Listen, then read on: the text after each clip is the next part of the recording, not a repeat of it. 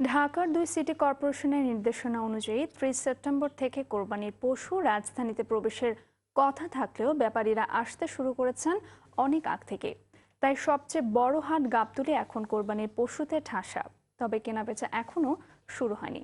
সাব্বির আহমেদের তোলা ছবিতে খান আলমিনের রিপোর্টে থাকছে বিস্তারিত। গরু ঘাস খায়, খায় খড়। অবশ্য অন্য পশুর খাদ্যের তালিকায়ও এগুলো প্রধান।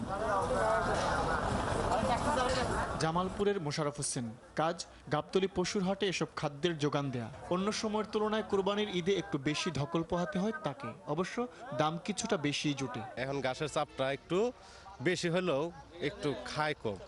এগুলা গোড়া ভুষির ভিতরে চাহিদা বেশি, ঘাসের পরে তো চাহিদা নেই, তার জন্য ঘাসের বেশি রকম একটা চাপও নাই, আবার চাপ।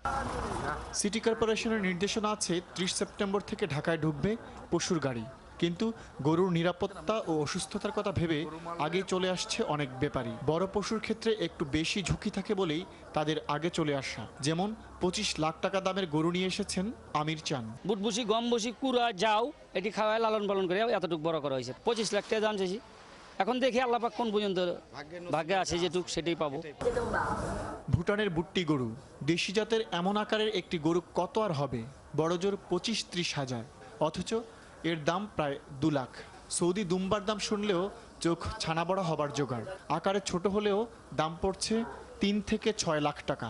মরুর জাহাজ উটের দাম অবশ্য আকারের সঙ্গে অনেকটা মানানসই, 4 থেকে 9 লাখের মধ্যে। গত কুরবানির পর কিনছি, কিনে 1 বছর লালন পালন করছি, আমরা আশা করে পালছি ওরকম লোক, শৌখিন লোক নিবে। গাবতলীতে মহিষের সংখ্যাও প্রায় গরুর সমান।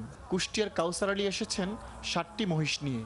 বড়টির দাম ধরেছেন 2 লাখ টাকা। আমাদের 7টা মহিষ আছে আর কি। কুষ্টিয়ার আছে 2টা, আর সাতক্ষীরার আছে 5টা। একটা মহিষের দাম 1,70,000, একটার দাম 1,30,000, আর ছোটগুনের দাম আছে 45।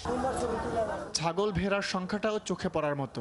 হাটের দিন ঘনিয়ে আসার সঙ্গে সঙ্গে গাবতলীতে বাড়ছে এমন সব পশুর চাপ। তাই স্থায়ী হাটের বাইরেও চলছে বাঁশ গাঁথার কাজ।